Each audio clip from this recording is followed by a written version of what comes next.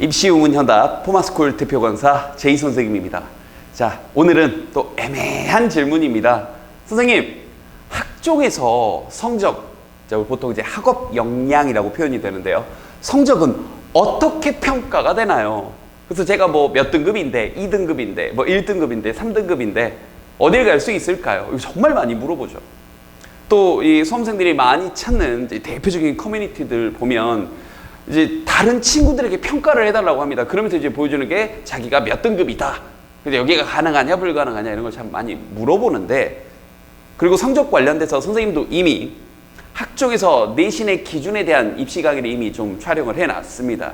자, 그런데 구체적인 평가하는 것들에 대해서는 사실 여러 입시 선생님들께서 이제 이렇다더라, 혹은 우리 제자님들도 여기저기서 뭐 이렇다더라, 뭐 특목고, 자사고를 뭐 선호한다더라, 어디 몇 등급은 어디 간다더라, 이제 이렇게 우리가 어깨 너머로 혹은 뭔가 뇌피셜적인 얘기들이 참 많아서 선생님도 이번 강의를 준비를 하면서 공식력 있는 뭔가 기본 자료, 근거 자료를 좀 찾으려고 애를 썼습니다. 그래서 오늘 강의의 기본 출처가 되는 방향은요, 이름부터 좀 후덜덜하네요. 대입 전형 표준화 방안 연구라는 제목으로 이제 평가 요소와 평가 항목을 중심으로 이 주요 6개 대학이 이제 나라의 지원을 받아서 공동 연구한 자료고요. 자, 243페이지짜리 보고서였어요. 그래서 덜덜덜 해가지고 선생님들 지금 눈이 빠져라 읽으면서 이제 여러분들에게 좀 유의미한 부분을 이제 분석해서 이제 여기 나온, 그러니까 이건 거의 오피셜적인, 그렇죠? 내용으로 좀 볼 수 있을 것 같습니다. 그래서 이걸 기반으로 먼저 말씀을 드릴게요. 그러면 성적은 어떻게 평가를 하냐? 크게 3가지를 평가를 합니다. 바로 학업 성취도, 학업 태도와 학업 의지, 그리고 탐구 활동. 성적 부분을, 학업 부분을 이렇게 3가지로 또 정밀하게 또 나누시네요.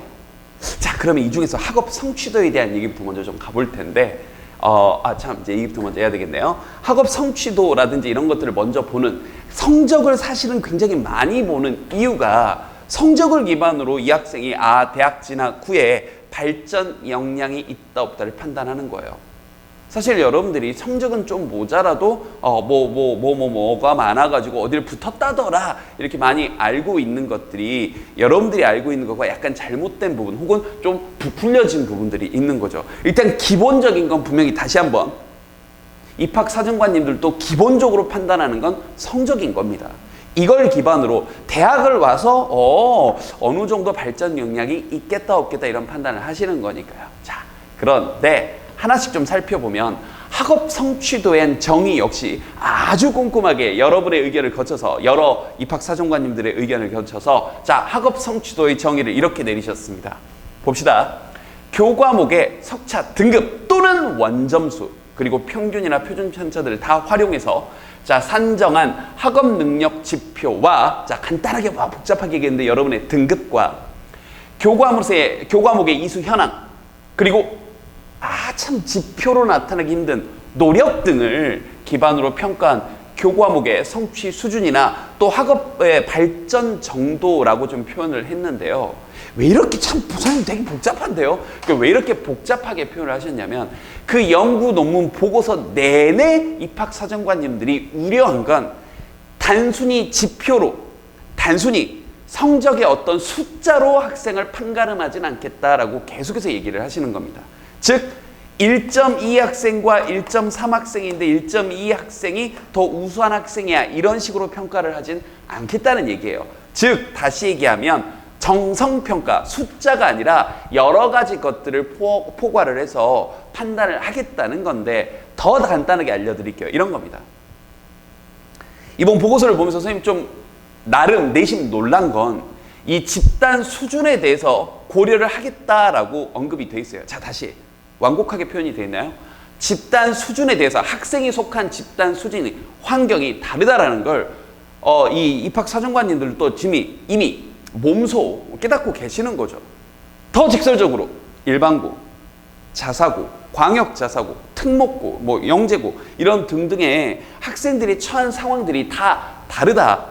즉 수능이 아니라 학교 내신은 그 학교 내에 있는 학생들끼리의 경쟁을 통해서 얻어낸 내신 성적이기 때문에 이걸 단순히 비교하기란 어폐가 있다. 그러면서 비교 자료로 나왔던 게 어떤 자료를 보여줬냐면요. 논술 전형 자료를 그 연구 논문 내에서 보여줬어요. 뭐 잠깐 알려드릴게요. 그 연구 논문 내에서 논술 자료를 보여주면서 이런 겁니다.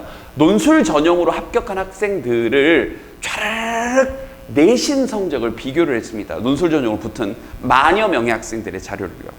그래서 그 학생들이 수능 성적은 대부분 수능 최저를 통과한 논술 전형이기 때문에 비슷했는데 그 학생들의 전부 다 내신 성적이 학교 비교 일반고 자사고 쭉 나눠봤더니 네, 여러분도 예상하다시피 자사고 학생들, 특목고 학생들의 내신이 더 낮았다고요. 자, 다시 한번 이 말을 이 연구 논문에서는 이렇게 해석을 하는 거죠. 그러니까 수능 성적과 논술이 비슷하다는 전제하에, 즉 이 학생의 능력이 비슷하다라고 전제를 했는데 특목고 다니는 학생들의 내신이 더 낮다라고 명확하게 언급을 한 거예요. 우리가 사실 이미 다 알고 있던 내용이지만. 그러니까 학생들의 이 집단이 속해 있는 그 수준을 인정하겠다라는 겁니다. 이미 사실 인정해 오고 있고요. 이걸 연구 논문상에서 표현을 한 거예요. 그런데 또 이제 이걸 또 곡해해서 그럼 선생님 특목고 자사고가 더 유리하다는 건가요?가 아니라 이 집단이 학생이 속해 있는 이 집단의 수준과 그다음 인원, 특히 등급 따기 어려운 이유 중에 한 가지가 또 인원수가 확 줄어들면 참 등급 따기가 어렵죠. 그 인원, 성적의 추이, 과목별 성취도 등을 다 포함하여 주어진 환경 내에서 이 학생이 어떠한 노력을 했는가를 평가를 하겠다는 얘기입니다. 그러니까 단순히 특목고 자사고면 더 유리해는 아니에요. 유리한 부분도 있고 좀 불리한 부분도 있습니다. 다시 일반고에서 유리한 부분도 있고 일반고에서 불리한 부분도 있어요. 그건 이제 약간의 예시들을 들면서 얘기를 해주겠습니다. 어쨌든 성적을 단순히 숫자로 보지 않고 이러이러한 주어진 환경을 좀 다 살펴보겠다더라입니다. 자, 봅시다. 그러면 교수님께서 그래서 이러한 부분들을 바탕으로 평가 세부 질문 사항들을 다 가이드라인을 마련을 좀 하셨어요. 자, 봅시다. 크게 쌤이 이제 두 부류로 나눠봤는데 이 학업 성취도와 관련된 교과 성적과 관련해서 첫 번째 질문이 이겁니다. 일단 전체적인 교과 성적은 다른 지원자와 비교해서 자 어느 정도인가. 근데 이걸로 당락을 결정하는 게 아니라 자 포인트 중에 살펴보는 요점 중에 하나인 겁니다. 얘는 뭐 1점대, 얘는 2점대. 일단 이걸 먼저 보긴 보겠다는 얘기예요. 성적 때는. 알겠죠? 그 다음 두 번째, 세 번째가 같은 얘기죠. 성적이 고르게 유지되고 있는가? 성적의 상승 또는 하락하고 있는가? 우리 이거 느낌으로 많이 혹은 어디서 들은 거 많이 알고 있잖아요. 학종은 성적이 오르는 게 좋아. 학종은 성적이 떨어지면 망했어. 뭐 이거요. 이걸 구체적인 사례를 통해서 이 박사정관님들이 또 데이터를 보여주셨습니다. 보세요. 먼저 우리가 흔히 오해하고 있는 것 중에 하나입니다. 맞아요. 성적이 상승하고 있는 것도 좋지만 이렇게 물론 일정하게 안 좋으면 안 되죠. 근데 일정하게 이 학생 같은 경우는 이제 2점대 정도 성적에서 유지가 되고 있는데 이렇게 일정하게 성적이 나오고 있는 학생을 가장 높이 평가하고 있었습니다. 굉장히 안정적이라고 보는 거죠. 즉 무슨 말이냐면 아까 처음 얘기했던 것처럼 대학 와서 성적이 이 학생이 잘 나올까? 대학 와서도 계속 발전적인 모습을 보일까? 이런 모습을 추론하는 데 있어서 꾸준히 잘 나온 학생이 그 가능성이 높다는 거예요. 즉 성적이 상승한 것도 좋은데 상승했던 친구는 다시 얘기하면 1년 전, 2년 전에는 분명히 안 좋은 시기가 있었다는 거고 리스크를 내재하고 있는 거다. 그래서 굳이 표현하자면 계속해서 좋았던 학생이 제일 좋은 거다라고 얘기를 명확하게 언급을 하고 있고요. 그 다음 자 이거요. 분명히 성적이 좀 떨어졌죠. 전체 평균의 점선이 실선이죠. 점선이죠. 죄송합니다. 점선이 평균 성적인데 평균 성적은 2점대인데 분명히 2학년 2학기 때 2.5 이하로 한번 급격히 떨어진 때가 있어요. 자, 이런 친구들은 듣고 있는 친구들 중에서 그런 친구들이 있다면 이게 왜 그랬는지 상황 설명을 자소서를 통해서 할 수 있으면 됩니다. 대부분의 경우는 어떤 경우가 많냐면요. 여러 가지 비교과 활동, 즉 동아리 활동이라거나 다른 외부 활동이라거나 이런 것들에 좀 더 신경을 쓰다 보니 이렇게 됐다더라. 내지는 자신의 진로의 정체성에 어떤 혼란을 겪게 됐다. 10대니까 청소년이니까 충분히 발생할 수 있는 일이죠. 그래서 우리 제자님들 가운데서 특정 학기에 성적이 안 좋았다고 해서 나 이제 학종은 물 건너간 듯 이제 정시홀인이요 이러지 마시고 이게 이런 부분에 대해서 상황 설명을 할 수 있다면 소명할 수 있는 것들이 있다면 적극적으로 그 소명 자료를 첨부를 해서 같이 자소서라든지 이런 부분에 보여주시면 되는 거예요. 그 다음 데이터로 보여주는 건 이런 거죠. 이제 이게 가장 이상적인 거죠. 성적이 꾸준히 올라가는 거. 예, 마찬가지로 이상적입니다. 그런데 한 가지 주의해서 보아야 될 걸 분명히 언급을 또 하셨어요. 자, 가끔 우리 커뮤니티나 아니면 우리 이제 포마스쿨 카페도 이제 물어보는 것들이 있는데요. 이 친구를 좀 보니까 성적이 급격히 많이 올랐죠.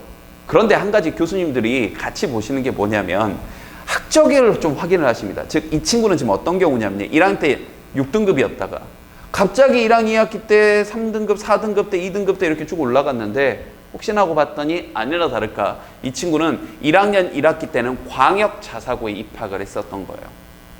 그래서 1학년 2학기에 자신의 집과 가까운 일반고로 전학을 온 겁니다. 이거 많이 물어보죠. 선생님, 자, 자사고 다니다가 일반고 전학을 가면 자, 학종에서 불리한가요? 교수님들이 안 좋게 보시나요? 자, 여기에 대한 질문이 여기에 대한 대답이 또 되겠네요. 뭐냐면 그 보고서에서 언급하기를 단순히 그래서 학적 변화로 인해 성적이 한번 이렇게 좀 올라간 것은 그렇죠. 주변 환경이 성적 따기가 좀 용이해진 거지 그 학생이 노력을 한 건 아니죠. 근데 이 학생이 중요한 건 전학을 오고 나서 2학년 2학기와 2학년 2학기, 3학년 1학기까지도 꾸준히 성적이 올랐다. 이걸 굉장히 높게 평가를 받은 겁니다. 자, 그러면 혹시 이걸 듣는 친구들 중에서 자, 자사고나 광역자사고나 특목고를 다니다가 일반고로 전학을 고민하고 있는 친구들은 그 자체가 좋다 나쁘다 할 만한 건 아니에요. 그런 일로 벌어질 수 있으니까요. 그러니까 가면 불리할까요? 전학을 가면 불리할까요? 아니요. 그 자체가 불리하다 유리하다가 없다고요. 중요한 건 여러분이 주어진 상황에서 이 친구처럼 전학을 가고 나서도 꾸준히 성적이 오르는 모습을 보이느냐 그렇지 않느냐가 굉장히 중요한 겁니다. 그런 모습을 보인다면 네, 입학사정관님들에게 좋은 평가를 또 받을 수 있는 거고요. 또 한 가지요. 이제 이 친구는 안 좋은 거죠. 평균 성적은 분명히 3등급 대, 2등급 대 정도 되는데 전반적으로 꾸준히 성적이 하락하는 친구. 애둘러서 보고서상에서 표현을 했는데요. 그냥 종합 쓰지 말란 얘기입니다. 이런 친구들은 네, 애둘러서 뭐라고 표현했냐면요. 자, 정량적 평가를 하는 전형으로 지원하는 것이 좀 더 나을 것으로 보입니다. 라고 얘기를 했는데 그러니까 종합전형 쓰지 마세요 입니다. 알겠죠? 자, 전반적으로 꾸준히 성적이 하락한 친구들은 교과 전형이나 논술 전형을 써서 그냥 숫자로만 성적이 반영되는 그러한 전형을 지원을 하십시오. 알겠죠?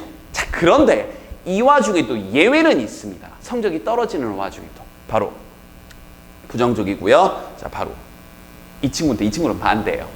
잘 보면 성적이 3등급 때 어설픈 한 중간 정도 성적을 위치하고 있었는데 2학년 2학기 때 성적이 또 급격히 떨어졌죠. 이 친구도 학적을 확인을 해봤더니 이 친구는 거꾸로 일반고를 다니다가 특목고로 전학을 간 겁니다. 그런데 전학을 간 이후에 또 역전이 일어났죠. 이렇게요.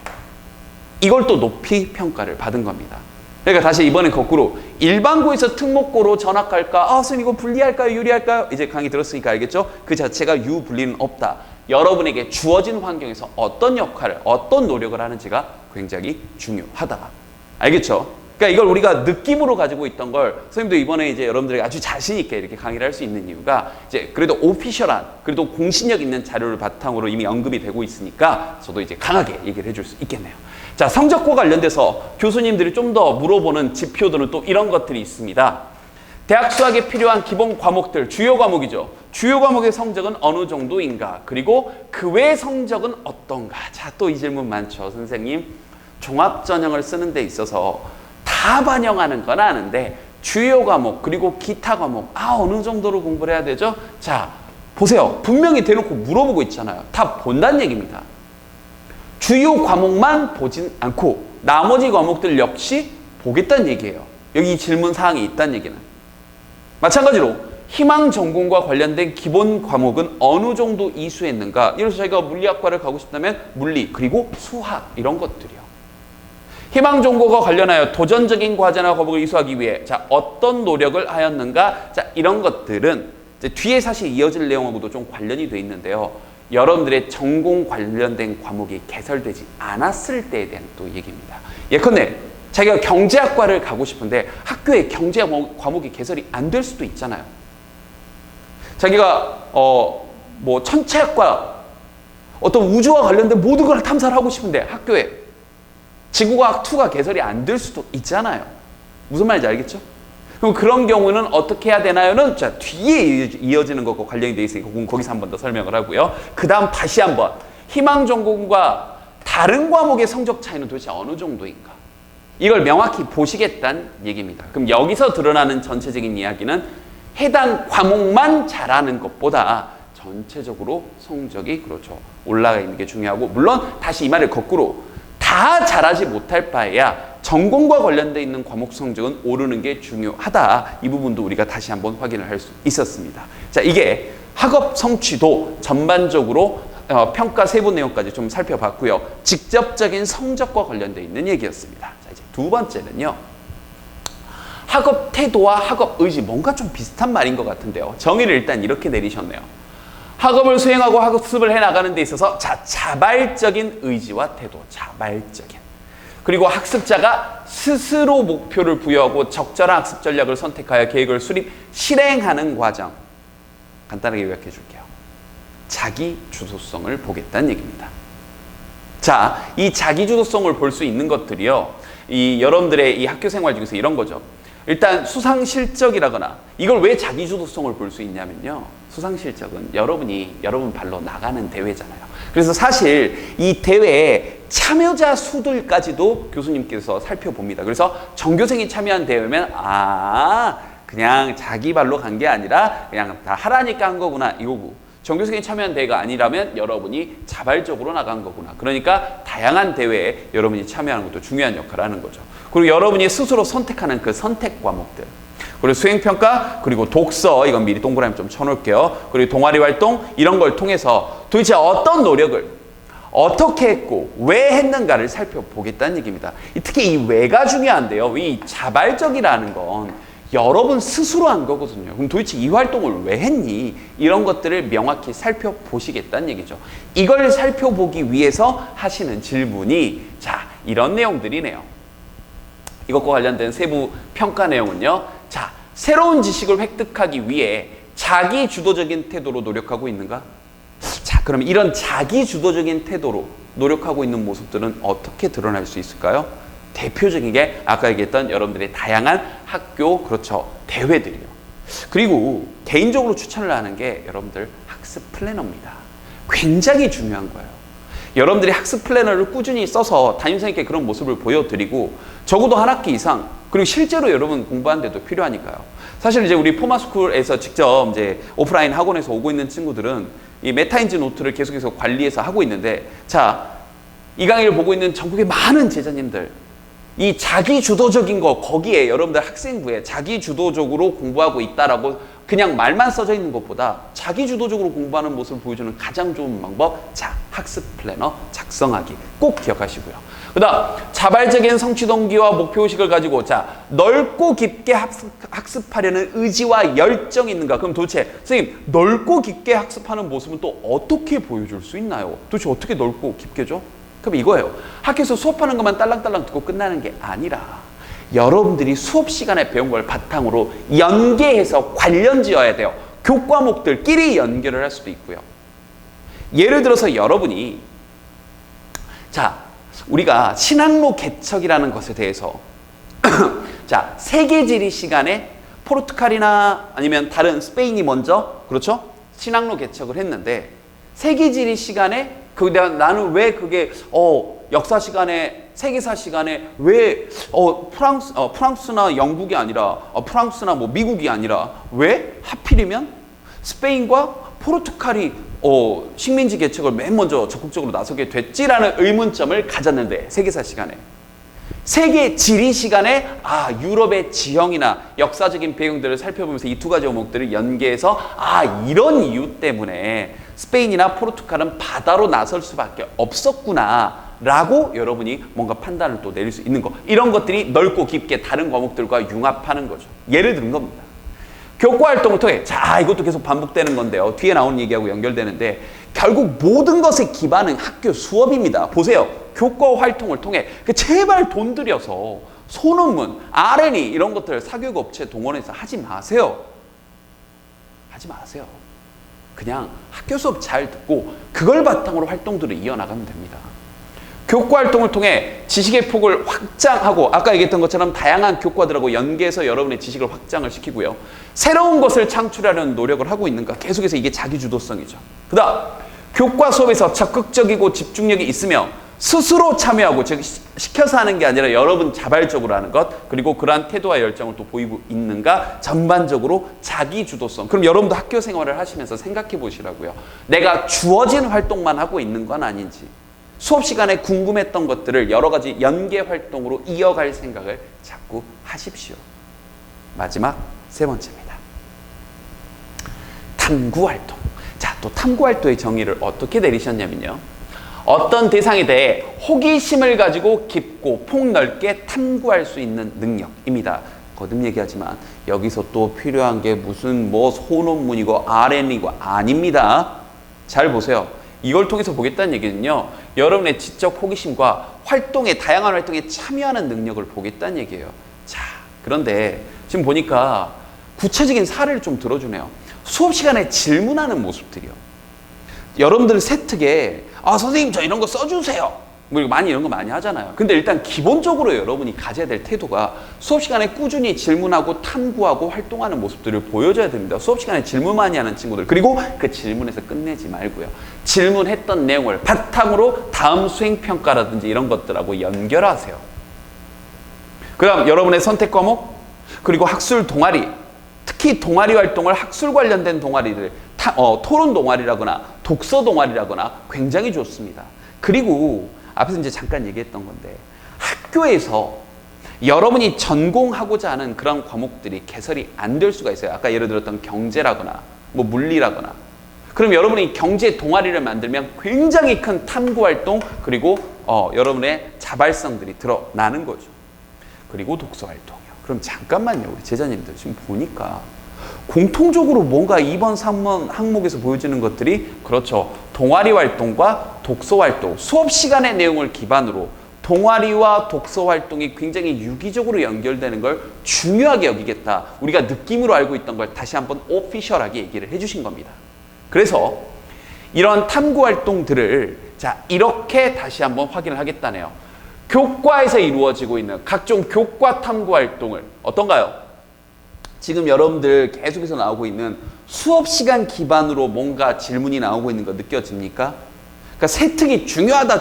선생님이 어떻게 써주는 것도 중요하다. 물론 맞아요. 일선 현장에서 세특을 여러분이 써서 학교 선생님이 대충 확인 해주고 내지는 반대로 선생님들이 그냥 세특 그냥 잘 써줄게 하면서 이제 여기저기서 이렇게 해가지고 이렇게 주는 경우들도 많지만 어쨌든 기본적으로 여러분이 수업 시간에 가져야 될 태도가 이런 겁니다. 수업 적극적으로 참여를 하세요. 그래서 이루어지고 있는 탐구 활동에 여러분이 적극적으로 참여를 하는 것들이요.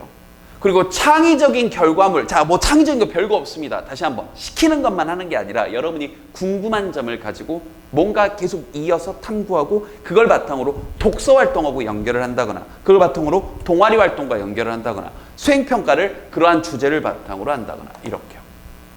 됐죠?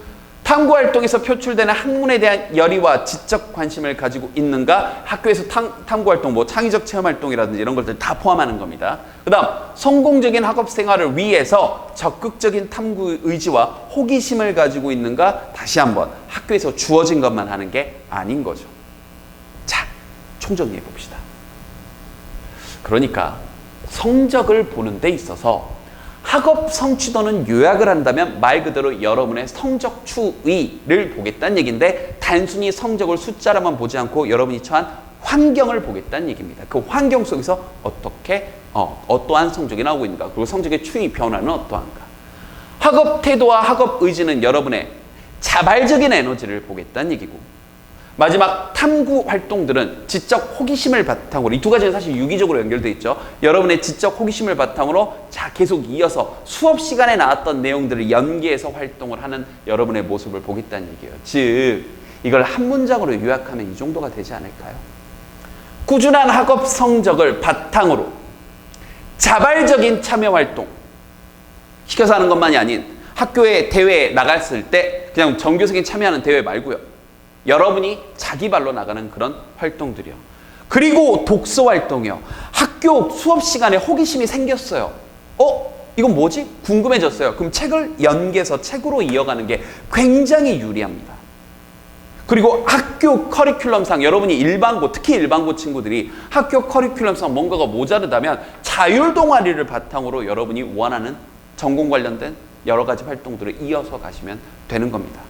자, 엄청 특별한 건 없었지만 우리가 그동안 느낌이나 아니면 소문으로만 알고 있었던 것들을 오늘 오피셜하게 정리하는 게 의미가 있었던 강의입니다. 자, 이렇게 학종의 비밀에 대해서 선생님이 이제 하나하나 계속해서 분석을 해드릴 테니까 여러분도 학교 생활을 하는 데 있어서 기본적으로 가져야 될 태도들 꾸준히 배양시켜 나가시고요. 자, 좋은 입시 결과 있길 바라겠습니다.